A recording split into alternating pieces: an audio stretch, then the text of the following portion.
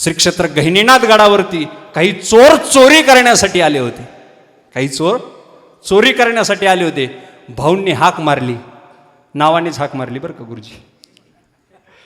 आता भाऊंनी हाक मारली आणि चोरांना मारली. चोराच्या जीवाचं काय झालं असेल? चोराच्या जीवाचं काय झालं असेल? चोराच्या जीवाचं काही झालं नाही, चोर टाळकरी झाले. चोर काय झाले? टाळकरी झाले. चोर कीर्तनकार झाले. काही काही कीर्तनकार चोर आहेत, तो भाग वेगळा. विठाल विठाल. महाराष्ट्राच्या मातीमध्ये ज्ञानोबारांसारख्या महात्म्याचा 13व्या शतकामध्ये जन्म झाला. आणि ज्ञानोबारांनी महाराष्ट्राला जे काही दिलं, आज महाराष्ट्राचं महानत्व ज्याच्यामुळे आहे, ज्यांच्यामुळे आहे, या राष्ट्राची महानता ज्यांच्यामुळे आहे, त्यांचं नाव ज्ञानोबा आहे. विठाल विठाल.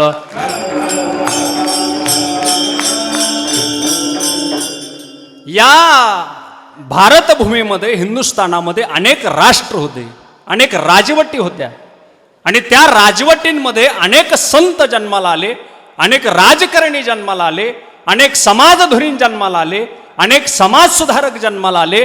त्या समाजसुधारकांपैकी, संतांपैकी एक संत म्हणजे ज्ञानोबाराय. त्या ज्ञानोबारायांचं कर्तृत्व एवढं आहे, त्यांच्या कर्तृत्वामुळे या राष्ट्राला महाराष्ट्र जे नाव आहे, ते नाव त्यांच्या कर्तृत्वामुळे सार्थकी लागतं. विठाल विठाल.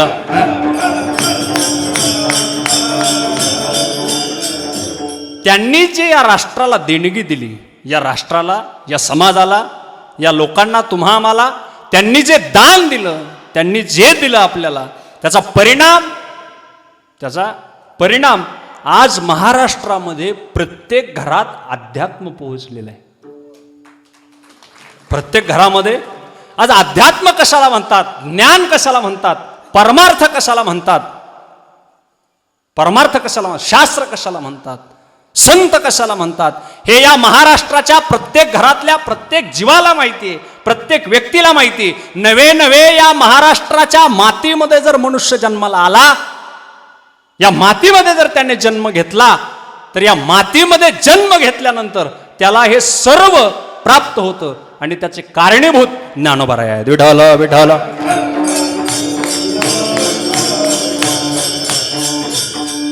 आणि फार मोठ्या कुळामध्ये ज्ञानोबारांचा जन्म झालेला आहे. असं ज्ञानोबारांचं जीवनचरित्र आपण ऐकत असताना सांगणारे त्याच्या आकलनाप्रमाणे सांगत असतात. त्याची जेवढी काही कुवत असते त्याच्या पद्धतीने ते बोलत असतात. ज्ञानोबारांचं व्यक्तिमत्व सांगणाऱ्यांना किंबहुना दुर्भाग्य असं आहे, आपल्या संप्रदायामध्ये सांप्रदायिक जी लोक आहेत, ते ज्ञानोबारांचं व्यक्तिमत्व आणि ज्ञानोबारांचं चरित्र सांगत असताना ज्ञानोबारांना किती हालापेष्टा झाल्या हे सांगण्यामध्ये धन्यता मानतात. ज्ञानोबारांचे किती हाल झाले, ज्ञानोबारां भौतिक त्रास, ते ज्ञानोबारांच्या जीवनामध्ये भौतिक जो त्रास झाला तो सांगण्यामध्ये धन्यता मानतात. कारण की ज्ञानोबारांचं जे अनाकलनीय व्यक्तिमत्व आहे, ते व्यक्तिमत्व आकलन होत नाही, म्हणून हे सांगावं लागतं. ज्ञानोबारांचं व्यक्तीचं व्यक्तिमत्व सुद्धा आकलन झालं पाहिजे. व्यक्तीचं व्यक्तिमत्व सुद्धा आकलन झालं पाहिजे. त्या व्यक्तीमध्ये कोणती गुणवत्ता आहे, त्याच्यामध्ये कोणतं सामर्थ्य आहे, हे पाहणाराला दिसलं पाहिजे. आणि म्हणून आपल्या शास्त्रामध्ये फार सुंदर असा नियम आहे, जशी दृष्टी तशी सृष्टी. कशावर अवलंबून आहे? आपल्या डोळ्यावर अवलंबून आहे. इतकं सुंदर या ठिकाणी दिंडी चालते, एवढी सुंदर दिसते. एखाद्या माणसाला दिसायचा प्रॉब्लेम आहे, त्याला चांगल्या दिंडीत चुका दिसतात. त्याला काय होतं? चांगल्या दिंडीत चुका दिसतात. दिंडीत चुका नाहीत, त्याच्या दृष्टीत दोष नाही, त्याचा दृष्टिकोन चुकीचा आहे. त्याचा काय दृष्टिकोन चुकीचा आहे. माणसाला याच्यामध्ये किती चांगलं आहे हे शोधता आलं पाहिजे, तो खरा माणूस आहे. विठाल विठाल.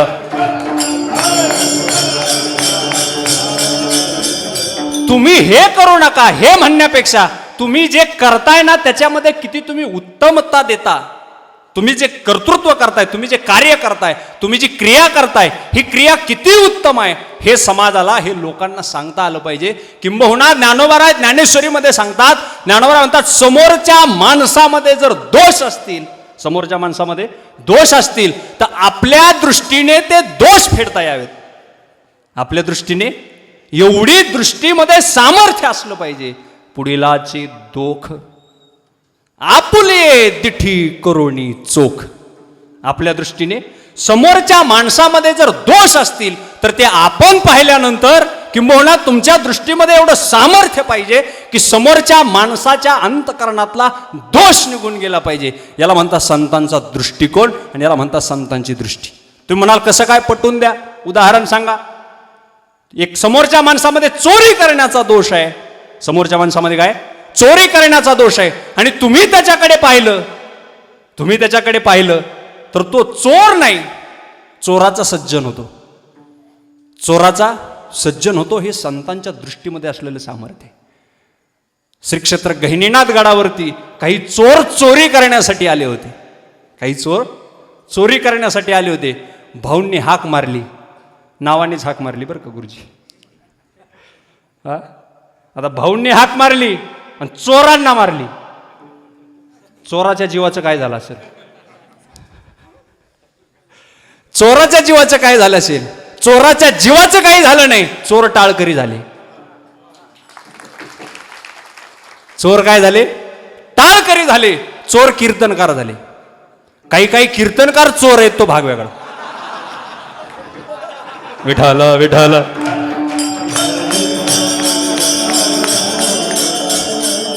कीर्तन करून चोऱ्या करतात. नावं सांगू का? नको, हेल्मेट आणलेले नाहीत. विठाल विठाल.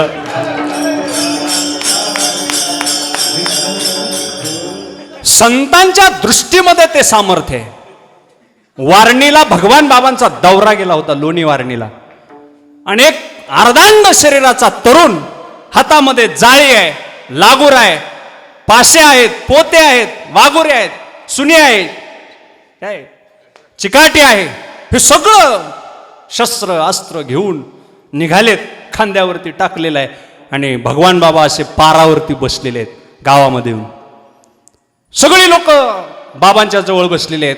संतांच्या सानिध्यामध्ये, संतांच्या संगतीमध्ये, बाबांच्या चरणाजवळ सगळी माणसं बसलेली आहेत. आणि तो तरुण असा त्या गावामधून, त्या पारापासून चाललेला आहे डोंगराकडे. सुनी ससानी चिकाटी खोचरा गिहोनी निगती डोंगरा पारधी जैसे.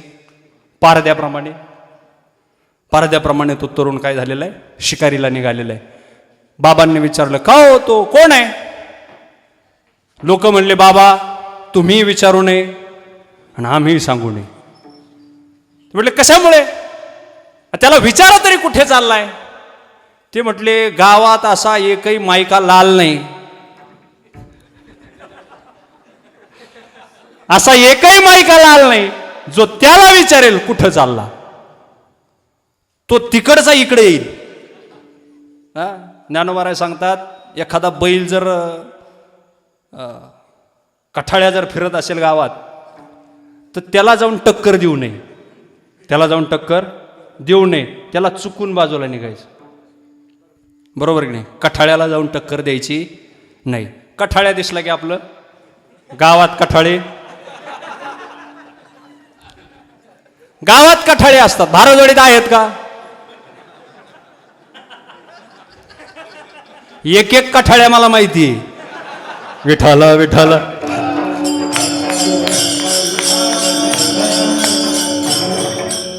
म्हणून समोरासमोर त्याच्या जायचं नाही, अंगावरती जायचं नाही आणि त्याला आपल्याला शिंगावर घे असं आमंत्रण द्यायचं नाही.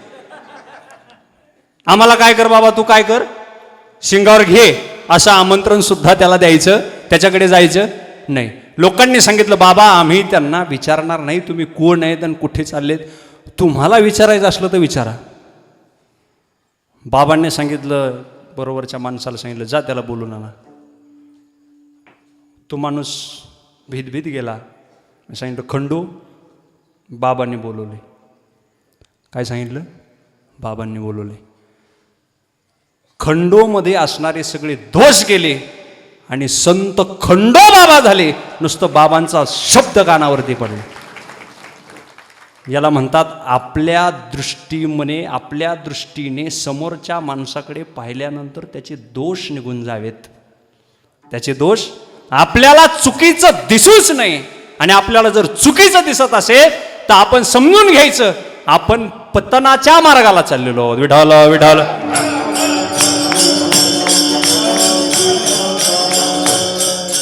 म्हणून जो काही महाराष्ट्राचा आणि संप्रदायाचे जे काही धुरीण आहेत, संप्रदायाचे जे काही वक्ते आहेत, ते वक्ते ज्ञानोबारायांना प्रस्तुत करत असताना, समाजामध्ये प्रस्तुत करत असताना त्यांच्या बुद्धीचं दारिद्र्य ज्ञानोबारायांच्या माध्यमातून ते टाकतात.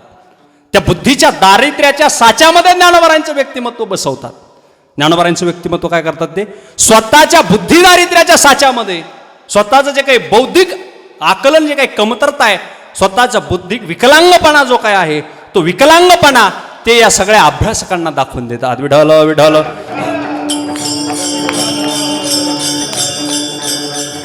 म्हणून ज्ञानोबारांच्या सगळ्या कथा तुम्ही ऐका, सगळे चरित्र ज्ञानोबारांचे तुम्ही ऐका. ज्ञानोबारांच्या जीवनामध्ये झालेले हाल, ज्ञानोबारांच्या जीवनामध्ये झालेले अपेष्टा हे सगळे लोक सांगत बसतात.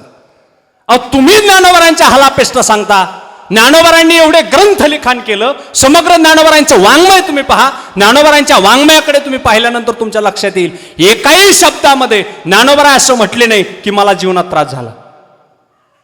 एक तरी शब्द ज्ञानोबारांनी सांगायला पाहिजे होता. एखादी तरी ओळी ज्ञानोबारांनी ज्ञानेश्वरीमध्ये लिहायला हवी होती की माझ्या जीवनामध्ये मला हा त्रास झाला. ज्ञानोबाराय एकाही शब्दाने, एकाही अक्षराने ज्ञानोबाराय, एका अभंगाच्या एका कडव्यामध्ये सुद्धा ज्ञानोबाराय म्हणत नाहीत की माझ्या जीवनामध्ये हा त्रास झाला. ज्ञानोबारांच्या जीवनामध्ये हा त्रास झालाच नाही. हा त्रास झालाच नाही. त्याचं कारण असे, जन नोहे अवघा जनार्दन. ही जी माणसं त्रास देणारी आहेत, ही जी माणसं आहेत, त्या माणसांकडे ज्ञानोबाराय माणसं म्हणून पाहत नाहीत, तर त्या माणसांकडे ज्ञानोबाराय देव म्हणून पाहतात. म्हणून ज्ञानोबारायांना त्रास होत नाही. आपण आपल्या भावाकडे भाऊ म्हणून पाहत नाहीत, आपल्या गावातल्या माणसाकडे गावातला गावकरी म्हणून पाहत नाहीत. एवढे डोळे आपले नासलेले आहेत आणि इतका खराब झालेला दृष्टिकोन आहे आपला. इतका दृष्टिकोन बिघडलेला आहे आपला. एका आईच्या पोटी जन्माला येऊन सुद्धा आपण आपल्या भावाचं कल्याण करू शकत नाही. आपण काय संतांच्या जीवनावर बोलावं, आपण काय संतांच्या जीवनाचं आकलन करावं, आणि आपण काय संतांच्या चरित्रावरती गप्पा माराव्यात. विठाल विठाल.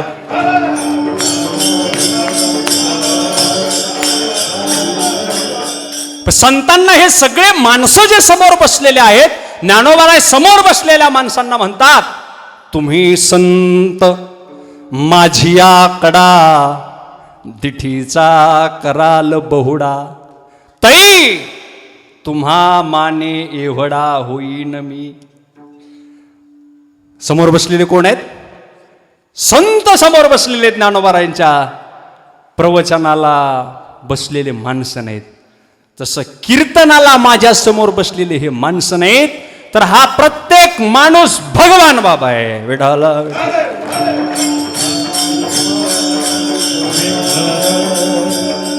प्रत्येक माणूस भगवान बाबा आहे. आणि या दिंडीमध्ये आपला हा दृष्टिकोन तयार झाला पाहिजे की वारीतला प्रत्येक वारकरी हा वारकरी नाही, तर हा माऊली ज्ञानोबाराय आहेत. हा वारकरी नाही, तर हे भगवान बाबा आहेत. हा दृष्टिकोन आपल्या या वारीमधून झाला पाहिजे. एवढा दृष्टिकोन आपला निर्मळ झाला पाहिजे, एवढा दृष्टिकोन आपला स्वच्छ झाला पाहिजे. त्याच्यासाठीच दिंडी आहे. त्याच्यासाठीच काय दिंडे, बरोबर आहे की नाही? भारजवाडीला काय भाकरी सरपंच फेकून द्यायच्या नव्हत्या. कशासाठी भाकरी दिल्यात तुम्ही या वारकऱ्यांना? या वारकऱ्यांना कशामुळे दिलेल्या आहेत? तुम्ही सगळ्या ग्रामस्थांनी भगवान बाबांना म्हणून अन्नदान केलेलं आहे. आपल्याला माणसाला म्हणून अन्नदान केलेलं नाही. आणि तुम्हा मला कोण भाकरी देईल का घरात गेल्यावर? अहो, घरी माणसं जेवत असले, जर येणारा माणूस दिसला तर लोक टोपलं बाजूला ठेवतात. हा, टोपलं ताट बाजूला सारून ठेवतात, ताट बाजूला सारून ठेवतात. भारजवाडीतले ठेवत नाहीत, कारण की ते भगवानगडाच्या घरात आहेत. भारजवाडी भगवानगडाच्या घरात आहे. भारजवाडी आणि भगवानगड दोन नाही. विठाला विठाला.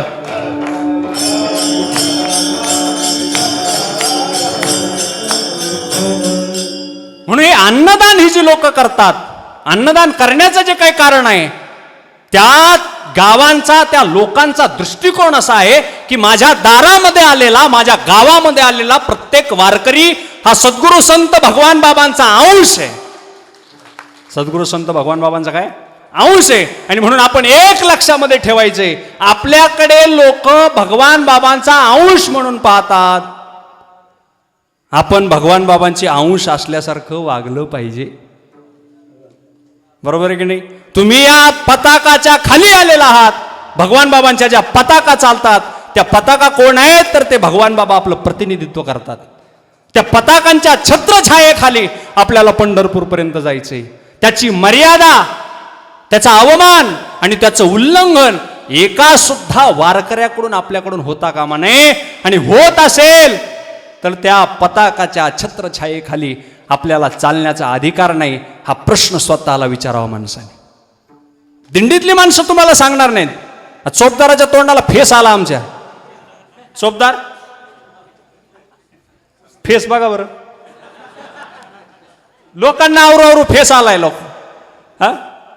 लोकांना आवरू फेस येतोय आमच्या चोपदारांच्या तोंडाला. त्याच्यामुळे आपण त्या पताकाच्या छत्रछायेखाली चालतो आहोत. तिची पताका आहे, पाहे पा ध्वजेचे चिरगुट, राया जतन करिता कष्ट. ते जे ध्वजेचं चिरगुट आहे, ते जे चिरगुट दिसतंय तुम्हाला, तिरंगा जो चिरगुट आहे, त्या तिरंग्यासाठी अनेक जवानांनी आपल्या छातीमध्ये गोळ्या घेतलेल्या आहेत. ते नुसतं चिरगुट नाही, ते नुसतं चिरगुट नाही, तर भगवान बाबांच्या दिंडीमध्ये चालणारी पताका नुसतं चिरगुट नाही, ते साक्षात भगवान बाबा आहेत. ती पताका काय आहे? साक्षात भगवान बाबा आहेत. आणि म्हणून त्या पताकाची गरिमा आपल्याकडून उल्लंघन होईल, आपल्याकडून उल्लंघन होता कामा नये. त्या पताकाची महती, तो जो ध्वज आहे, तो ध्वज नुसता काय एवढा उंच आहे, 10-20 फूट, 25 फूट, 5 फूट, 10 फूट, नाही नाही. तो ध्वज किती उंच आहे? ध्वज किती उंच आहे? तीही लोकावरी विठ्ठल विठ्ठल.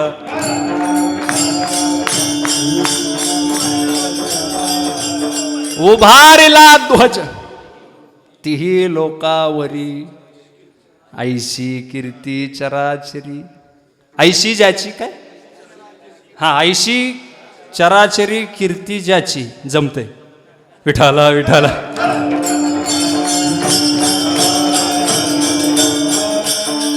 मी बरोबर सांगितलं असतं माझ्या पद्धतीने, पण एवढे अभ्यासक इथं बसलेले आहेत, उभे राहिलेले आहेत, हे म्हणतील बघा हे येड आहे का नाही.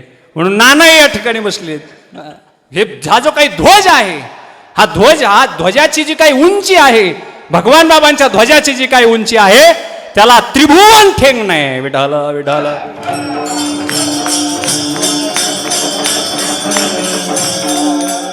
आणि म्हणून हे जे काही ध्वज असतील, हे जे काही दिंड असतील, हे जे काही नारळी सप्ताह असतील, हे जे काही सुरू केलेलं आहे, हे सुरू करण्यामागचं कारण आहे तुम्ही आम्ही त्याचा उपभोग घ्यावा.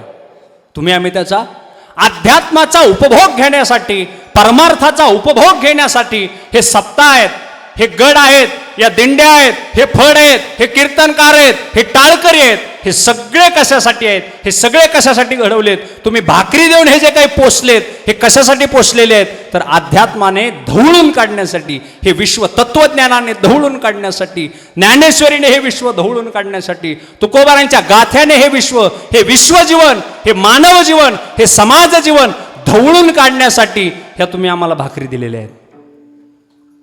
या भाकरी कशासाठी दिलेल्या आहेत? केवळ ज्ञानेश्वरीचा प्रचार प्रसार व्हावा आणि या सगळ्या समाजाचं, भगवान बाबांचं जे काही स्वप्न होतं, ज्ञानोबारांचं जे काही स्वप्न होतं, अवघाची संसार सुखाचा करीन, या जगातला कोणताच माणूस मी दुःखी ठेवणार नाही. एवढी वैश्विक प्रतिज्ञा आणि एवढा वैश्विक दृष्टिकोन या जगाच्या पाठीवरती ज्ञानोबारांच्या व्यतिरिक्त कुठंच नाही. सगळे आपण गुड थॉट्स वाचतो, हे शाळेमध्ये शिकवतात, चांगले विचार, सुविचार, रोज शाळेमध्ये शिक्षक शिकवतात. पण हे जे काही संत साहित्यामध्ये सुविचार आहेत, या सुविचारांकडे आपला डोळाच अजून तिकडे गेलेला नाही, आपलं मनच त्या सुविचारांकडे गेलं नाही. केवढा विचार आहे ज्ञानोबारांचा. ज्ञानोबाराय म्हणतात, अवघाची संसार सुखाचा करीन. हे सगळं जग सुखाचं करीन, हे सगळं जग सुखाचं करीन, या सगळ्या जगाला मी सुखी बनवील. आणि ज्ञानोबारायांनी बनवलं, सगळं जग सुखी बनवलं. आज सगळं जग सुखी आहे. तू म्हणाल कशावरून? जे जे ज्ञानेश्वरीकडे गेले ते सगळे सुखी आहेत. ते काय आहेत? सुखी आहेत. मग आता कधी कधी काय होतं, भारजवाडीचा पाहुणा गेला मालेवाडीला. आता कुठं जाऊन जाईल तरी कुठं? मालेवाडीलाच जाईल. मालेवाडीला गेला आणि मालेवाडीला गेल्यावर तो मालेवाडीला पोहोचला आणि पोहोचल्याबरोबर त्याला समजलं की भारजवाडीत पाऊस पडला. भारजवाडीत काय झाला? पाऊस पडला. पण कोणता पाऊस पडला? गाराचा नाही, अमृताचा पाऊस पडला. कशाचा पाऊस पडला? अमृताचा पाऊस पडला. आणि हे येडं सासरवाडीत गेलं.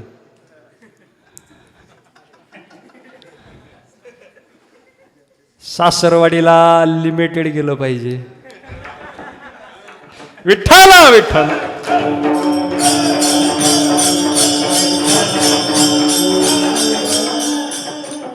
मला वाटतं आमचे इंदुरीकर महाराज नेहमी विनोद सांगत असतात, म्हशीला वगैरे झालं तरी सासरवाडीला गेला. निमित्त काय असावं? सासरवाडीला जाण्याचं निमित्त तरी काय असावं? काही काही माणसाला काहीच निमित्त लागत नाही, आपलं उठत येण्यासारखं जातं सासरवाडीला.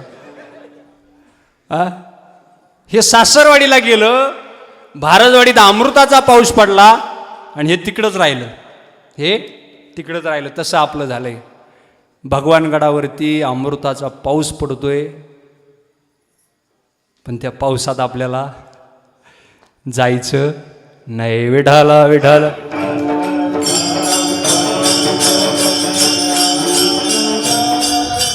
हा जो काही विद्यार्थ्यांचा समूह दिसतो आहे, हे जे काही विद्यार्थी तुम्हाला दिसतात, या विद्यार्थ्यांमध्ये तुमचे विद्यार्थी कुठे आहेत? आहेत का? छाती ठोकपणे आहेत का? एक आहे, तो अजून खूप लहान आहे. तुमचे विद्यार्थी कुठं दिसतात? सगळ्याचे ठेपे सांगू का? नाही, सासरवाडी सुद्धा नाही. सासरवाडी सुद्धा राहिली नाही आता. सासरवाडी हा शब्द काही दिवसांनी त्या याच्यामध्ये ठेवावा लागेल, म्युझियममध्ये, वस्तुसंग्रहालयामध्ये. ते सासरवाडी कशाला म्हणतात? लग्नच नाहीत ना, कार्यकर्त्यांना पुरी द्यायला तयार नाही कोण. मोकळे फिरतात गावात. आम्ही गावात गेलो की म्हणतात, महाराज तुम्ही एवढे कीर्तनाला गाव फिरता, आमच्या पोराला एखादी पोरगी बघा. म्हणलं बाई, तुझ्या नात्यातले नको म्हणतात, पण तू महाराजाला पोरगी पाहायला लावती. महाराजाचं फिरणं बंद करते काय? महाराजाचं फिरणं, तुझ्या पोराला पोरगी दे म्हटलं एखाद्या माणसाला, आणि उद्या तुझ्या पोराचे जर रंगरूप त्याला दिसले, तो तुला काहीच म्हणायचा नाही, महाराजाला पोत्यात घालून आणेल. विठाला विठाला.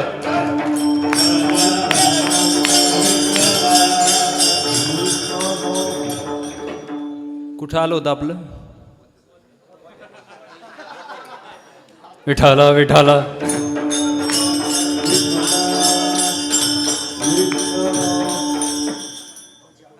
इतका अमृताचा पाऊस पडला. दुष्काळाची सवय लागल्यावर काय? अमृताच्या पावसापर्यंत आपण आलो होतो. त्याचं कारण असं आहे की या ठिकाणी भगवानगडावरती अमृताचा निश्चित पाऊस पडतोय. निश्चित पाऊस पडतो. पण त्याला सेवन करण्यासाठी चकोर तलगे, अमृताचे कनकोवळी वेचिती मने मवाळे चकोर तलगे. विठ्ठल विठ्ठल.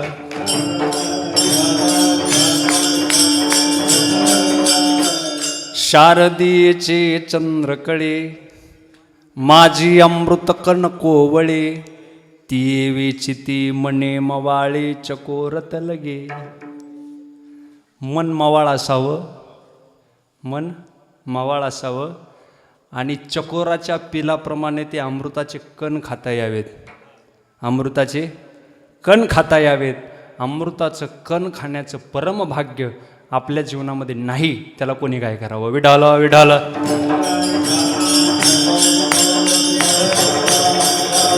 म्हणून या संतांनी जे काही, संतांचा जो काही दृष्टिकोन आहे तुमच्या आमच्याकडे पाहण्याचा, त्यांचा जो काही पॉइंट ऑफ व्ह्यू आहे, म्हणजे काय म्हणतात त्याला, माणसाकडे पाहण्याचा, माणसाचं भविष्य, माणसाचं जीवन, ते त्यांच्या डोळ्यासमोर उभं असतं. माणसाचं हित कशामध्ये आहे, माणसाचं अहित कशामध्ये आहे, प्रत्येकाचं बरं का. जगाच्या कल्याणा संतांच्या विभूती, देह कष्टविती परोपकारी. जगाच्या हिताचा विचार संतांच्या अंतःकरणामध्ये वसतो. आणि म्हणून ज्ञानोबांनी 13व्या शतकामध्ये या समग्र समाजाच्या हिताचा विचार केला आणि एक परंपरा सुरू केली, एक परंपरा सुरू केली. आणि ती परंपरा म्हणजे वारी आहे. ती परंपरा म्हणजे काय? वारी आहे. पंढरीची वारी आहे माझ्या घरी अनेक न करी तीर्थव्रत. अनेक तीर्थव्रत करण्याची गरज नाही. परमोच्च असणारी पंढरीची वारी या संतांच्या घरामध्ये आहे. आणि म्हणून ज्ञानोबांनी जी वारी सुरू केली, ती वारी सुरू करण्यामध्ये ज्ञानोबांच्या मते, ज्ञानोबांच्या त्या वारीच्या सुरू करण्यामुळे या महाराष्ट्रामध्ये सामाजिक एकोपा तयार झाला. सामाजिक एकोपा तयार झाला. आज संविधानाने सामाजिक एकोपा करावा लागतो. स्वातंत्र्य, समता, बंधुता हे आपल्याला संविधानाचे मूलभूत काय आहेत? सिद्धांत आहेत. आणि हे आपल्याला सांगावे लागतात. आणि ते पालन करण्यासाठी आपल्यावरती माणसं ठेवावे लागतात. बरोबर आहे की नाही? त्याचं काय करण्यासाठी? पालन करण्यासाठी. पण ज्ञानोबांच्या वारीने स्वातंत्र्य प्रस्थापित केलं, समता प्रस्थापित केली आणि बंधुता प्रस्थापित केली. बंधुता सुद्धा प्रस्थापित केली. आणि म्हणून याच महाराष्ट्राच्या मातीमध्ये वारी जन्माला आली. आणि वारी जन्माला आली म्हणून याच महाराष्ट्राच्या मातीने आंबेडकरांसारखा बुद्धिवादी माणूस याच महाराष्ट्राच्या मातीने जन्माला घातला. याच महाराष्ट्राच्या मातीने आंबेडकरांसारखा बुद्धिवादी माणूस, प्रचंड बुद्धिमान माणूस या मातीने जन्माला घातला. आणि ते या भारताचं संविधान निर्माण करू शकले. त्याचं एकमेव कारण आहे संत वाङ्मय. त्याचं एकमेव कारण काय? संत वाङ्मय आहे. तुम्ही समग्र बाबासाहेबांचं अध्ययन करा, बाबासाहेबांचं जीवन पहा. त्यांच्या जीवनावरती संत साहित्याचा प्रचंड प्रभाव आहे. त्यांनी या संतांची जी काही मूल्य आहेत, या संतांचे जे काही तत्व आहेत, ते बाबासाहेबांनी अंगीकारलेले आहेत. म्हणून या भारताला संविधान देण्याचं काम सुद्धा या महाराष्ट्राच्या मातीने केलं. त्याचं कारण असं आहे, या महाराष्ट्राच्या मातीमध्ये ज्ञानोबांनी वारीचं बीजारोपण केलं. विठ्ठल विठ्ठल.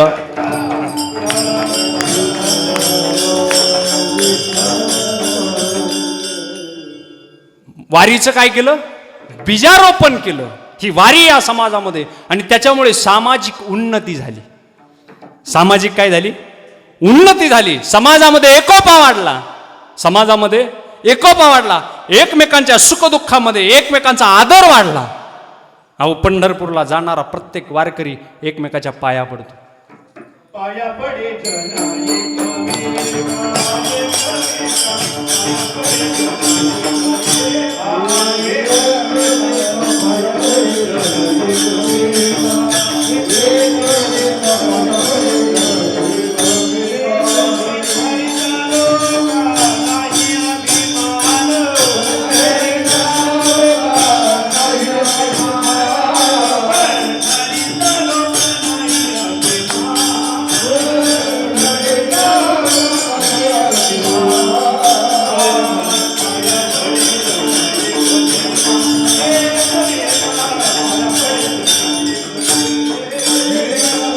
पाया पडे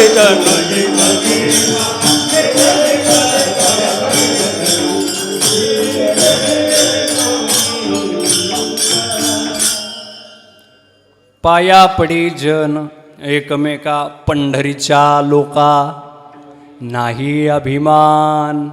पंढरपूरच्या लोकांना अभिमान नाही. पंढरपूरचे नाही बरं का, पंढरीचे. पंढरीचे म्हणजे जे वारकरी आहेत ते पंढरीचे आहेत. पंढरीचा वारकरी तो अधिकारी मोक्षाचा. जो पंढरीचा वारकरी आहे, जो भगवानगडाचा वारकरी आहे, तो पंढरीचा आहे. तो कुठला आहे? पंढरीचा आहे. तो भारजवाडीत जरी राहत असला आणि गडाची वारी करत असला तो पंढरीचा आहे. गडाची वारी करत असेल तर तो पंढरीचा आहे. गुरुवारची वारी करत असेल, एकादशीची, कोणत्याही गावचा असू द्या, तो जर गडाची वारी करत असेल तर तो पंढरीचा आहे. आणि तो पंढरीचा आहे, त्याच्याकडे काय नाही? अभिमान नाही. अभिमान नाही, म्हणून एकमेकाच्या पाया पडतात. अभिमानात आणि स्वाभिमानात अंतर आहे. अभिमानात आणि स्वाभिमानात अंतर आहे. निष्कारण एकमेकाच्या पाया पडतात त्याला म्हणतात निराभिमानी, आणि नाईलाजानी पाया पडतात.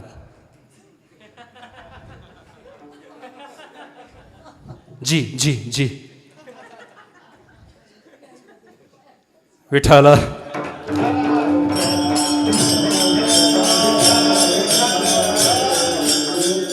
जी हुजुरी न करता जो सन्मानाने जगतो तो स्वाभिमानी, आणि स्वतःचा अभिमान लाचारीमुळे कुणाही पुढे झोकतो तो स्वाभिमानी नाही. विढाला विढाला.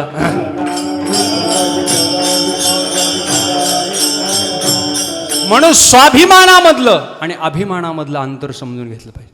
तुम्ही त्याच्या पाया पडत नाही, तुम्ही त्याच्या पुढे झोकत नाही, स्वाभिमान. त्याचं कारण काय? अभिमान नाही. अभिमान आहे का? अभिमान नाही, स्वाभिमान. स्वत्व, आणि स्वत्व गमावलेली माणसं कुणापुढे झुकतात? स्वत्व गमावलेली माणसं. आणि म्हणून जीवनामध्ये स्वत्व गमावायचं नाही. विढाला विढाला.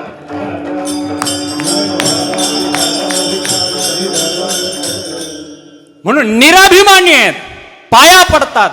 ही विनम्रता शिकवली, ही ज्ञानेश्वरीने शिकवली, ही संत विचाराने शिकवली. विनम्रता वेगळी, आणि काही काहीच्या कमराला हाडच नाही. नाना यांच्या कन्याचे ऑपरेशन करावं लागतील, मग सरळ चालतील कधीतरी, वाकूनच आहेत. विठाला विठाला.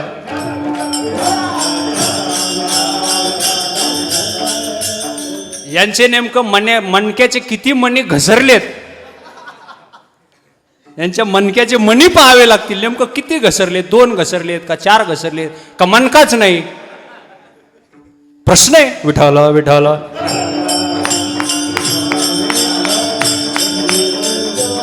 म्हणून पंढरपूरचे लोक, परमार्थिक लोक अभिमानी नसतात, स्वाभिमानी असतात. पंढरपूरचे लोक स्वाभिमानी असतात. ते वारकरी असाल तुम्ही तर तुम्हाला लोटांगण घालतील, आणि राजा समोरून आला आणि तो जर वाकला तर तो वारकरी नाही. जोग महाराजांच्या कीर्तनामध्ये छत्रपती शाहू महाराज कीर्तनाला आले. सम्राट छत्रपती शाहू महाराज जोग महाराजांच्या कीर्तनामध्ये समोर गाद्या टाकल्या होत्या. जोग महाराज कीर्तनाला आले आणि विचारलं, त्या गाद्या कोणासाठी टाकल्या? तो ते म्हटले, शाहू महाराज येणार आहेत. ते म्हटले, कीर्तनामध्ये जर शाहू महाराजांना गाद्या टाकाव्या लागत असतील तर जोग महाराज कीर्तन करणार नाहीत.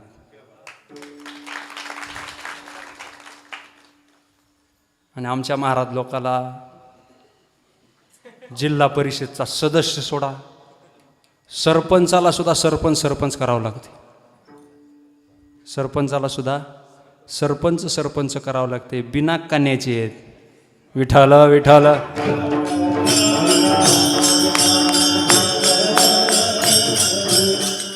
आणि म्हणून निराभिमानी, बस स्वाभिमान आहे. स्वाभिमान आहे की नाही? स्वाभिमान. चांगदेव वाघावर बसून येत होता. मुक्ताबाई म्हटल्या, ते येडे बसतात वाघावर. ते येत आहे म्हटले वाघावर बसून. मुक्ताबाई म्हटल्या, आपण पायी जाण्यापेक्षा आणि आपला सगळा स्वाभिमान घालवण्यापेक्षा ज्ञानोबाराय, खरंच चांगदेवांनी तुमच्या पुढे स्वाभिमान दाखवावा या योग्यतेचा आहे का? भले 1400 वर्ष जगला असेल, पण ज्ञानोबारांसमोर असे किती चांगदेव आले म्हणजे ज्ञानोबारांची बरोबरी होईल. तुकोबारांची तुकिता तुलनेसी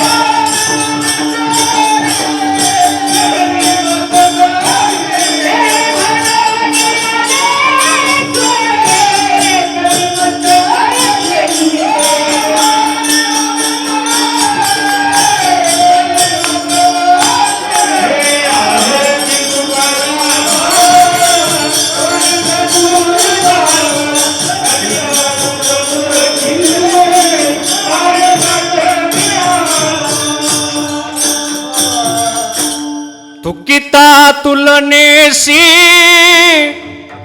ब्रह्म तुकासी आले म्हणून रामेश्वरे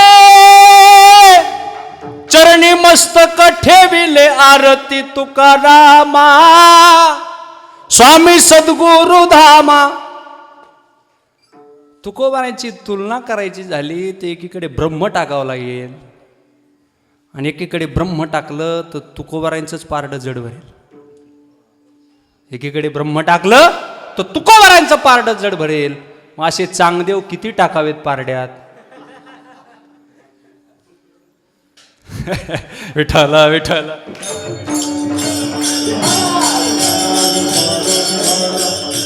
मुक्ताबाईंनी सांगितलं तू आलाय समोरून. मग म्हटले तो तर वाघावर बसून आलाय. निर्जीव भिंतीला सांगितलं चालविली जड भिंती हरली चांगयाची भ्रांती मोक्ष मार्गीचा सांगाती ज्ञानोबा माझा. कोण आहेत ज्ञानोबाराय? मोक्ष देणारे ज्ञानोबाराय आहेत. चांगदेव वाघावर बसून आला म्हणून काय झालं? विडाल विडाल.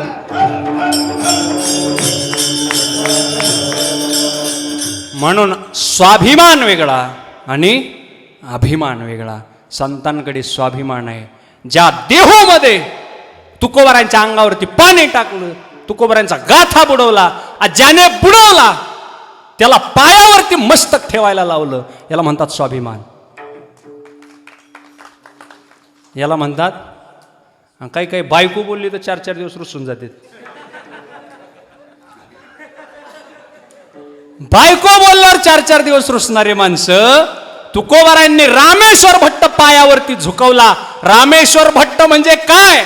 4 वेद 6 शास्त्र म्हणजे रामेश्वर भट्ट. रामेश्वर भट्ट माणूस नाही, 4 वेद आणि 6 शास्त्र तुकोबारांच्या पायावरती झुकले, याला म्हणतात स्वाभिमान.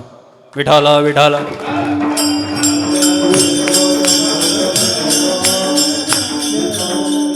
आता महाराज लोकांचे कोणते माणसं पाया पडतात?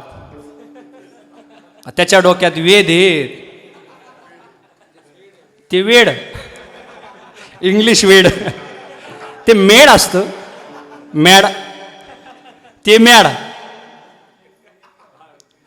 विठ्ठल.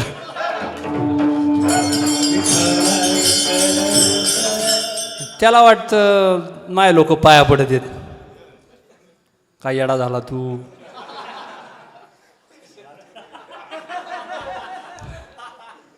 पाया पडणाराचा जरा हेड तरी तपास.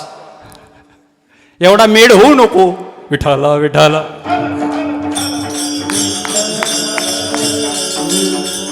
तुकोबारांच्या पाया पडलेला माणूस हा रामेश्वर भट्ट आहे.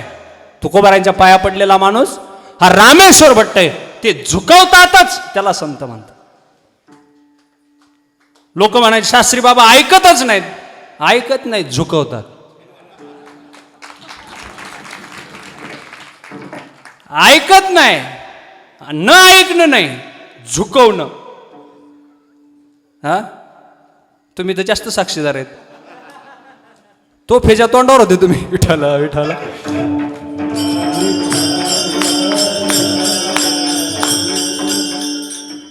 याला म्हणतात संतांचा स्वाभिमान. याला काय म्हणतात? संतांचा स्वाभिमान. आणि म्हणून या संतांनी या समाजाला, या राष्ट्राला, या महाराष्ट्राला, तुम्हा आम्हाला प्रत्येकाला जे दिलं, ज्ञानोबारांनी जी वारी सुरू केली, ज्ञानोबाराय त्या काळामध्ये संत मंडळी जमा झाली, संत मंडळी अशी समोर बसली. ज्ञानोबाराय सिद्ध झालेले आहेत. ज्ञानोबाराय पुन्हा ऐका, सिद्ध झालेले आहेत ज्ञानोबाराय, संत झालेले आहेत. आता कोणी दिंड्या काढते भिशासाठी, त्यांच्या पिशा भरणं चालू आहे. आणि दिंडीत पण असे येतात गुरुजी, पिशाच घेऊन येतात. इकडून म्हातारी मोकळी गेली, तिकडून गोणीभर बिस्किट घेऊन आली. आता पागल झाली का काय? गोणीभर बिस्किट तुझ्या थडग्यात टाकायचे काय? विठ्ठल विठ्ठल.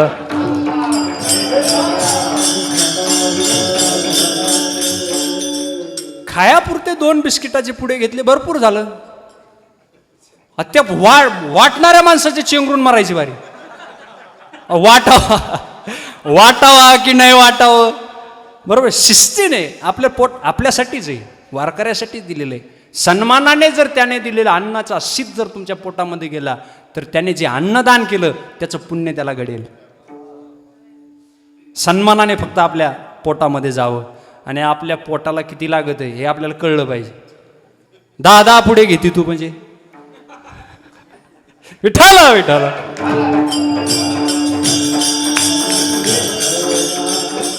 आणि म्हणून ज्ञानोबा सगळे संत त्या ठिकाणी बसलेले आहेत, आणि सगळे संत समोर बसलेले आहेत. आणि त्या संतांना ज्ञानोबा म्हणतात, मला वाटतं अभंग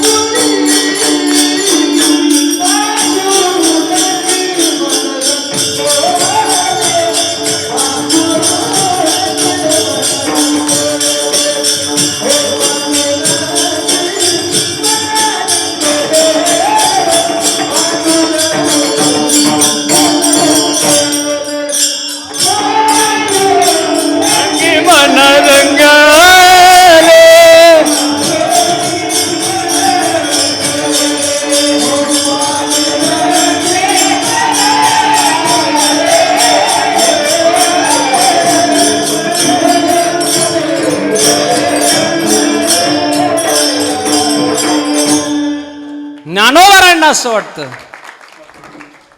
हा म्हणजे रंगलेत बरं का. हा प्रमाण सुद्धा रंगदार असावं, आणि एवढं रंगदार असावं समोरचे रंगले पाहिजेत, भंगायला नको. नाही तर मांडरला रस वितुळे. काही काही असं प्रमाण देतात, एवढा तो सगळा रस कीर्तनकाराच्या तोंडाला फेस येतो रस तयार करता करता, आणि गायक त्या सगळा रस घालून टाकतो. मी पाणी पिऊ पिऊ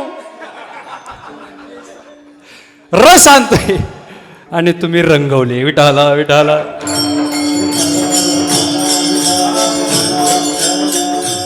ज्ञानोबा म्हणतात, माझ्या जीवाला वाटतं. जीवाला वाटावर का माणसाच्या, नाही तर लोक लाजेस्तव चांगलं वागणं वाईट, म्हणजे चांगलं वागणं बरोबर नाही. लोक काय म्हणतील, माणसाच्या जीवालाच लाज असावं.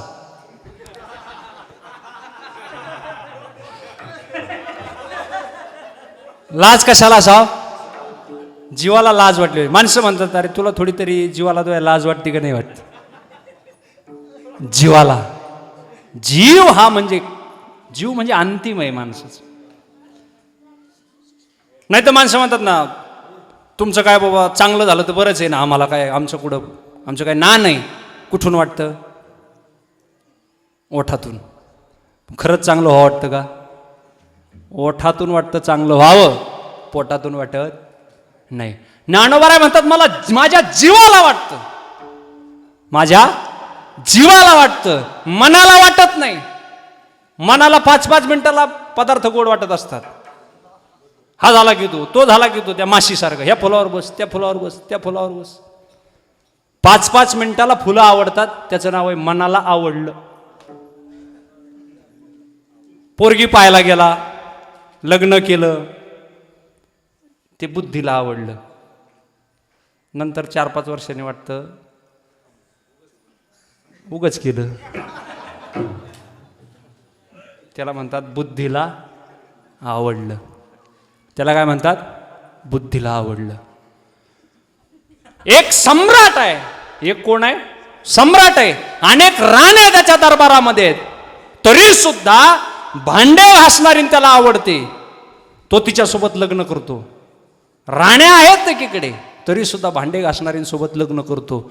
जीवाची कशी उतरली ते दासी की गोसाविन झाली. हा, जीवाच्या कसाला उतरली, जीवाला आवडली. आणि जीवाला जी आवडते ती जीवाला जीव देत असते. ती काय करत असते? जीवाला जीव देत असते. नाहीतर म्हाताऱ्याला खाता येईना काय व्हायना, घरात बायको भजे करते. ती काय जीवाला देते का? ती फक्त पोटाला देते. पोटाला देणारी बायको असू नये, जीवाला जीव देणारी बायको असावी, तर लग्न करावं माणसाने. नाही तर लग्नच करू नये. आमच्या टोळीत सामील व्हा. आम्हाला काय जीवाला कुणी देते? पोटाला तर भाकरी येतातच, आहे का नाही? आणि म्हणून जीवाला जीव देणारी बायको असावी, जीवाला वाटावं. ज्ञानोबारांच्या जीवाला वाटतं माझे जीवीची आवडी. माझे जीवीची आवडी, माझ्या जीवाला आवडतं, मला वाटतं. आवडी या शब्दाचे 2 अर्थ आहेत. आवडी म्हणजे प्रीती आणि आवडी म्हणजे वाटतं. ज्ञानेश्वरीमध्ये आवडे एका ओळीमध्ये 2 शब्द आलेले आहेत.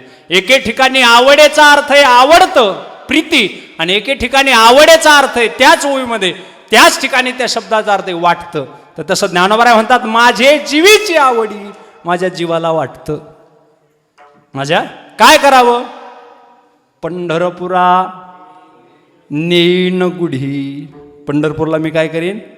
गुढी घेऊन जाईन. पंढरपूरला मी गुढी घेऊन जाईन. आणि ज्ञानोबाराय 13व्या शतकामध्ये एकदा पंढरपूरला गुढी घेऊन गेले आणि महाराष्ट्राचं कल्याण झालं. त्याचं नाव आहे वारी.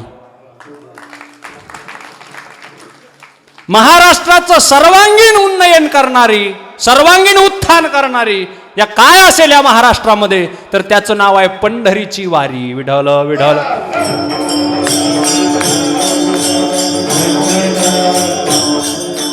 आणि म्हणून माझे जीवीची आवडी, माझे जीवीची आवडी पंढरपुरा नेनगुडी. हे संतांनी केलेलं आहे. ही संतांनी पताका नेलेली. आज त्या ज्ञानोबारांच्या काळामध्ये ज्ञानोबारा आणि 10-12 संत पंढरपूरला गुढी घेऊन गेले. आज लाखो भाविक ज्ञानोबारांच्या छत्रछायेखाली, त्या ध्वजेच्या खाली लाखो भाविक चालतात. बरोबर आहे नाही? भगवान बाबांनी 1920 साली नारायणगडावरून ज्येष्ठ वद्य चतुर्दशी, म्हणजे आज तो दिवस आहे बरं का. आजचा दिवस कोणता आहे? ज्येष्ठ वद्य चतुर्दशी. आजच्या दिवशी भगवान बाबांनी नारायणगडावरून पंढरपूरसाठी पहिलं पाऊल खाली टाकलं होतं. पहिलं पाऊल उचललं होतं पंढरपूरच्या दिशेने. आजचा तो दिवस आहे ज्येष्ठ वद्य चतुर्दशी. आजचा दिवस एवढा मोठा आहे तुमच्या आमच्यासाठी, आजचा दिवस एवढा महान आहे तुमच्या आमच्यासाठी. भगवान बाबांनी पहिलं पाऊल नारायणगडावरून उचललं, वारीचं, पंढरपूरच्या वारीचं पहिलं पाऊल उचललं. आणि हे पहिलं पाऊल तुमचं आमचं कल्याण करून गेलं. आणि तो उचललेला पावलाचा आजचा हा सोहळा आहे. उचललेल्या पावलाचा आजचा हा सोहळा आहे. 1920 साली भगवान बाबा 23-24 वर्षाचे होते. किती वर्षाचे? 23-24 वर्षाचे. आणि माणिक बाबांना भगवान बाबा म्हणाले, मला असं वाटतं माझे जीवीची आवडी पंढरपुरा नेईन गुढी, पंढरपूरला गुढी नेईन, असं भगवान बाबा माणिक बाबांकडे सांगतात. आणि माणिक बाबांसारख्या संतांना माहिती आहे की याने जर पंढरपूरला गुढी नेली तर लाखो भाविकांचं कल्याण होणार आहे. गुरूंचा विश्वास असावा आपल्या शिष्यावर. नाही तर कधी कधी शिष्याचं कीर्तन आहे म्हणून गुरु टेन्शनमध्ये येतात. काय बोलन, काय करील, माणसं अंगावर येतील का काय, येणार नाही. विठाला विठाला.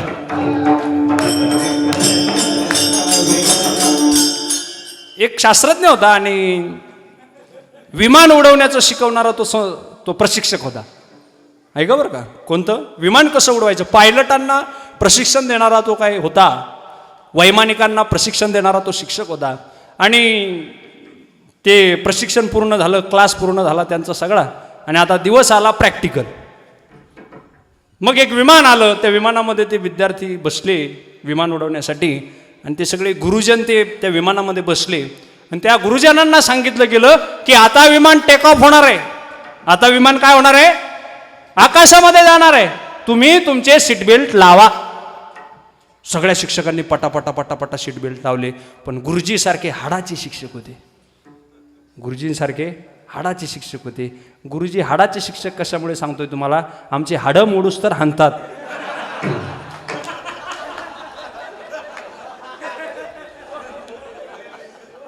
हे आमच्या हाडाचे काढ झालेत, त्याला गुरुजी कारणीभूत, म्हणून गुरुजी हाडाचे शिक्षक.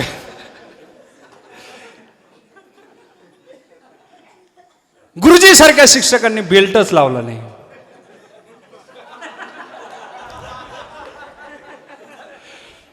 ती लोक म्हटले अहो प्रॅक्टिकल आहे, आता विमान वर जाणार आहे, सगळ्या शिक्षकांनी बेल्ट लावलेत, तुम्ही बेल्ट लावला नाही. ते म्हटले माझ्या विद्यार्थ्यांवरती माझा विश्वास आहे, विमान उडूच शकत नाही.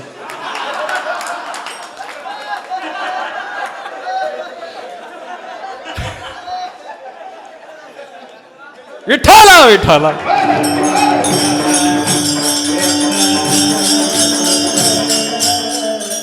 गुरूंचा विश्वास विद्यार्थ्यांवरती. आपल्या परिसरातले 2 मोठे गायक गुरुजींना भेटले.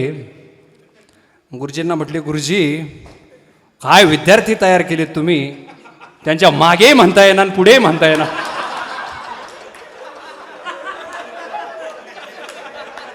विठ्ठला विठ्ठल.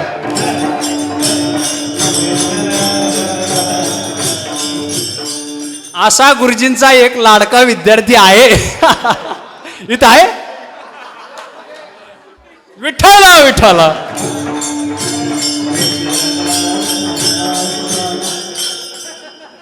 माणिक बाबांचा भगवान बाबांवरती विश्वास होता. याला ज्या अर्थी वाटतंय, याच्या जीवाला ज्या अर्थी वाटतंय पंढरपूरला गुढी घेऊन जावी, निश्चितच ही गुढी या नारायणगडाला धाकटी पंढरी करील.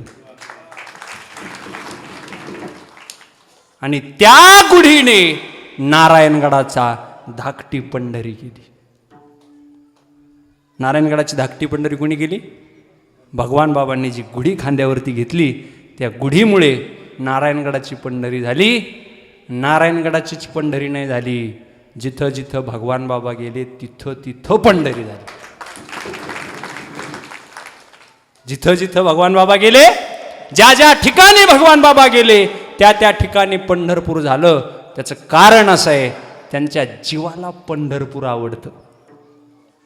त्यांच्या जीवाला पंढरपूर आवडतं.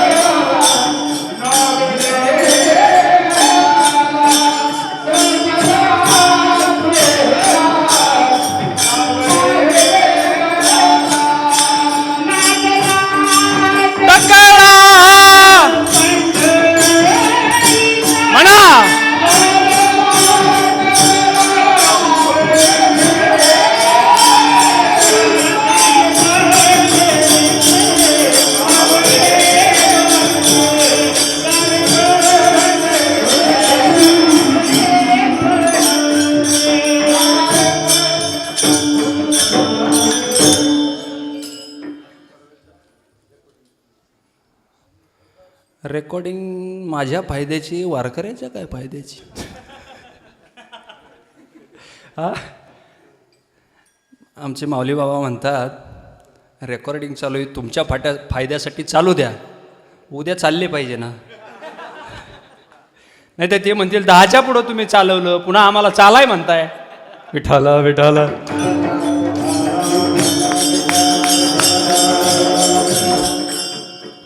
जीवाला आवडलं. काय आवडलं? पंढरपूर आवडलं. संतांच्या जीवाला फक्त पंढरपूर आवडतं, आणि ज्याच्या जीवाला पंढरपूर सोडून आवडतं त्याला संत म्हणू नये. पंढरपूर म्हणजे क्षेत्र नाही, गोविंदाचे गुणी वेधले पांडुरंगी मन रंगले.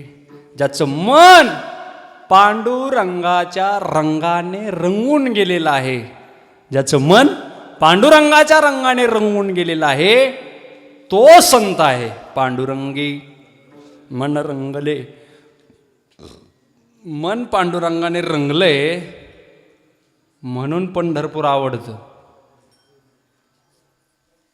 मन जर कशाने रंगलं असलं तर मिडसांगीची जत्रा आवडते. मन कशाने रंगलं याच्यावर अवलंबून. रंगेल माणसं रंगेल आणि रंगेल, ते मिडसांगीची यात्रा आवडते. वारी आली की वारकऱ्याच्या अंगात असं जोश येतो. वारी जवळ आली, 2 महिन्यापासून आमचे नामदेव मामा उड्या मारतात. वारी आली, वारी आली. आमचे वाल्मिक भाऊ, त्यांना जर म्हटलं ना तुम्ही वारीला येऊ नका, दगड आणतील ते. पांडुरंगी मन रंगले. बांधून ठेवले तरी राहणार नाहीत, बांधून ठेवले तरी राहणार. पांडुरंगात रंगलेत. हलकरा नामदेव मामा हलकरा देतात आपला. थांबा ना, यायचे सुता सुताने, हवा जशी तसं यावं लागेल. विठाला विठाला.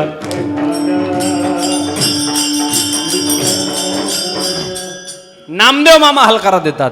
भगवान बाबांच्या काळामध्ये भगवान बाबा 13 माणसं घेऊन गेले होते. किती माणसं? भगवान बाबा दिंडी निघाली तेव्हा 13 माणसं होती. आणि नामदेव बांगर नावाचा माणूस होता, वारकरी होता, तो हलकारा द्यायचा. तो काय करायचा? खांब्या लिंब्याचे ते सतग्रस्त होते नाना, हलकारा द्यायचे. ते पायी पायी आपलं पुढं जायचं. बाबाची दिंडी आली म्हणून लोकांना सूचना करायची, लोकांना कल्पना द्यायची. पंढरपूरमध्ये चंद्रभागेचं स्नान झालं. नामदेव वारकरी, ते नामदेव वारकरी याच्यामध्ये गेले पंढरपुरामध्ये, आणि कर वसूल करणारा, यात्रा कर वसूल करणारा अधिकारी त्याने सांगितलं, त्याला भेट घेतली. भेट घेतल्यानंतर सांगितलं आमचे 13 आणि 3-4 बाया पुढे वारीमध्ये वाटचालीमध्ये 4-1 बाया सामील झाल्या होत्या दिंडीमध्ये. 4 वारकरी सामील झाल्या होत्या, स्त्री वारकरी. आणि ते पेक आमचे किती एक माणसं आहेत, 15-17 माणसं आहेत. अशी कल्पना देण्यासाठी हलकारा घेऊन ते वारकरी गेले. आणि त्या वारकऱ्याला त्या कर वसुली अधिकाऱ्यांनी सांगितलं की दरडोई 3 आणे रुपये द्यावे लागतील तर तुम्हाला पंढरपुरात प्रवेश मिळेल. किती रुपये द्यावे लागतील? दरडोई 3 आणे द्यावे लागतील. भगवान बाबांना माहिती होतं आना कशाला म्हणतात हे सुद्धा यांना माहीत नाही. जे माझ्यासोबत आलेत ना त्यांना आना कशाला म्हणतात हे सुद्धा माहिती नाही. आणि दरडोई 3 आणे कसे काय द्यायचे. आणि पंढरपूरमध्ये न येताच, पंढरपूरमध्ये प्रवेश न करताच या वारकऱ्यांना मागे तरी कसं घेऊन जाऊ, या वारकऱ्यांना मागे तरी कसं घेऊन जाऊ. आणि घेऊन गेलोच तर माणिक बाबांसमोर उभा तरी कसा राहू, माणिक बाबांसमोर उभा तरी कसा राहू. माणसाने फक्त मर्यादा सांभाळावी या जगात, संतांची. मर्यादा कोणाची सांभाळावी? संतांची. आणि दुसरी आईबापाची. बस झाली 2 माणसं मर्यादा. बाकी मग तुम दो हमारे दो. मर्यादा 2 माणसाची. एक संत आणि दुसरे आई बाप विठ्ठल विठ्ठल.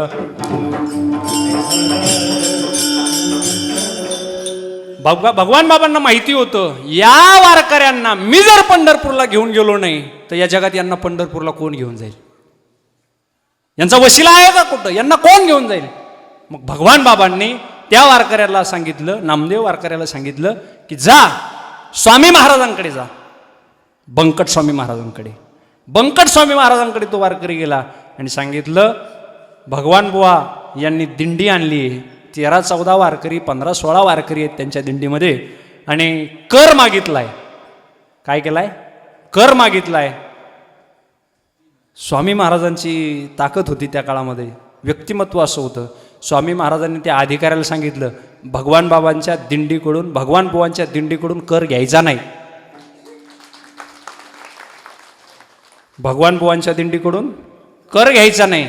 तेव्हापासून त्या अधिकाऱ्याने फरमान काढलं की भगवान बुवांच्या दिंडीकडून कोणताही कर वसूल केला जाणार नाही. कर द्यायला आलेत. विठ्ठल विठ्ठल.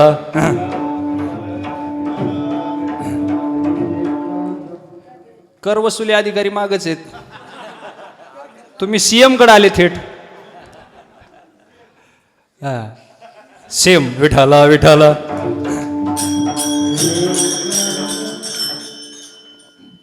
स्वामी महाराजांनी सांगितलं आणि त्या अधिकाऱ्याने ऐकलं. आता पंढरपूरमध्ये त्या वारकऱ्यांना राहण्यासाठी सुद्धा जागा नाही बरं का, त्या वारकऱ्यांना राहण्यासाठी सुद्धा जागा नाही. स्वामी महाराजांनी राहुटी दिली. राहुटी, स्वामी महाराजांनी रावटी दिली. त्या रावटीमध्ये भगवान बाबांनी आणलेले वारकरी पंढरपूरमध्ये राहिले. संतांमुळे देवाच्या पायाजवळ जाता आलं. स्वामी महाराजांसारख्या संतांमुळे देव पायाजवळ करण्यासाठी हे भगवान बाबा साधक आहेत. भगवान बाबा काय आहेत? साधक आहेत. ते तुम्हाला मार्ग दाखवून मार्गस्थ करणारे आहेत. पण सिद्ध स्वामी महाराज आहेत. सिद्ध स्वामी महाराज आहेत. आणि त्यांनी ठरवल्यावर पंढरपूरचा पांडुरंग सुद्धा त्या वारकऱ्याला म्हटला नसता पंढरपुरात येऊ नका. स्वामी महाराजांनी जर सांगितलं असतं की हे वारकरी पंढरपुरामध्ये येतील, हे वारकरी पंढरपुरामध्ये येतील, त्या पंढरपूरचा मालक पांडुरंग परमात्मा तो सुद्धा म्हणला नसता की या वारकऱ्याने पंढरपुरामध्ये येऊ नये. त्याची सुद्धा ताकद नाही. त्याची सुद्धा काय नाही? ताकद नाही. हे संतांचं काय आहे? हे व्यक्तिमत्व आहे. संतांचं हे काय आहे? सामर्थ्य आहे. आणि म्हणून तिथून पुढे भगवान बुवा बडवे पंढरपूरच्या मंदिराचे जे काही मुख्य होते त्यांची आणि बाबांची ओळख करून दिली. आणि ओळख करून दिल्यानंतर हे 15-20 वारकरी, बाबांसोबत असणारे वारकरी, त्या वारकऱ्यांना घेऊन ते भगवान बुवा बडवे पंढरपूरच्या पांडुरंग परमात्म्याच्या मंदिरात गेले. ही सगळी माणसं बाबांमुळे, बाबांच्या सानिध्यामुळे, बाबांनी सांगितलेल्या मार्गावरती चालल्यामुळे पंढरपूरच्या चरणावरती पांडुरंग परमात्म्याच्या चरणाजवळ गेले. आज तुम्हा आम्हाला सुद्धा हे भगवान बाबा हे पताका रूपाने, रथ रूपाने, पालखी रूपाने भगवान बाबा तुमचं आमचं नेतृत्व करतात. एकच लक्षामध्ये ठेवायचे, आपण भगवान बाबांच्या प्रांगणामध्ये आहोत. भगवान बाबांची दिंडी म्हणजे काय? भगवान बाबांचं एक प्रांगण आहे. भगवान बाबांचं ते काय? सर्कल आहे. आणि त्या सर्कलच्या मर्यादा आहेत, त्या दिंडीच्या मर्यादा आहेत. त्या दिंडीच्या मर्यादेचं उल्लंघन आपण कुणी करू नये. आपण सगळे वारकरी आहोत. हळूहळू आपल्यामध्ये ते संस्कार त्या पद्धतीने निश्चित तुम्हाला सुद्धा, तुमच्या सुद्धा जीवाला वाटलंय की आपण पंढरपूरला जावं. तुमच्या सुद्धा अंतःकरणामध्ये इच्छा निर्माण झाली, भगवान बाबांचा पालखी सोहळा येईल आणि त्या पालखी सोहळ्यामध्ये मी समाविष्ट होईल आणि समाविष्ट होऊन पांडुरंग परमात्म्याकडे जायचंय. फक्त जीवाला जे वाटलंय पंढरपूरपर्यंत जायचंय, फक्त जीवाला वाटत ठेवायचंय. जीवाला तरी ठेवायची, जीवाला तरी आपल्या ठेवायची. आणि तशा पद्धतीने आपल्याला मार्गक्रमण करायचे. सगळे या भगवान बाबांचे सगळे हे लेकरं आहेत. तुम्ही आम्ही सगळे भगवान बाबांचे अंश आहोत. ममय अंशो जीव लोके जीव भूत सनातन. म्हणून हा भगवान बाबांचा पालखी सोहळा मराठवाड्यामधून प्रथम दिंडी बाबांनी काढली, प्रथम सप्ताह बाबांनी सुरू केला. एवढं मोठं विधायक काम भगवान बाबांनी केलं. जसं ज्ञानोबारांनी जीवीची आवडी पंढरपूरला गुढी नेली, तशीच भगवान बाबांनी सुद्धा जीवीची आवडी पंढरपूरला गुढी नेली. त्याचं कारण असं आहे, दोघांचं मन पांडुरंगी मन रंगले. गोविंदाचे गुणी वेधले. गोविंदाच्या गुणामुळे, त्या पांडुरंग परमात्म्याच्या गुणामुळे त्यांचं मन रंगलेलं आहे आणि त्यांचं मन, त्यांच्या मनामध्ये, अंतःकरणामध्ये पांडुरंग परमात्मा बसलेला असल्यामुळे, वसला असल्यामुळे ते आम्हाला सगळ्याला ते पांडुरंगाकडे घेऊन जातात.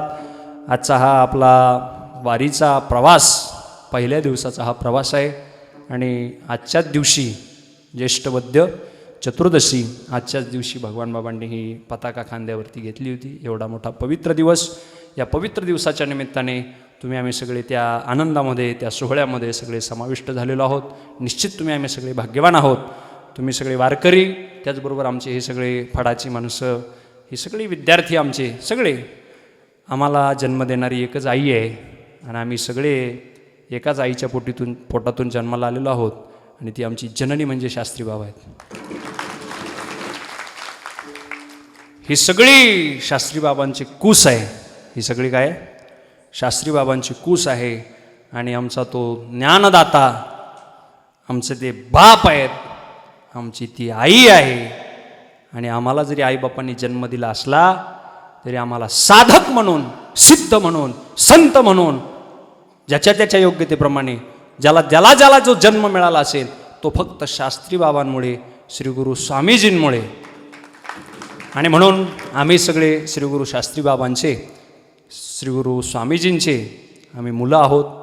गुरुबंधू सहोदर प्रेमे भजे, गुरुबंधू सहोदर, सगळे आपण एक सहोदर आहोत. आपल्या सगळ्यांचा जो काही गर्भ आहे, सगळ्यांचा एकाच गर्भामधून जन्म झालेला आहे. म्हणून सगळे गुरुबंधू, सगळे ज्येष्ठ माणसं आहेत, कनिष्ठ गुरुबंधू आहेत, ज्येष्ठ गुरुबंधू आहेत, आदरणीय गुरुजी आहेत, आदरणीय भगवान महाराज आहेत.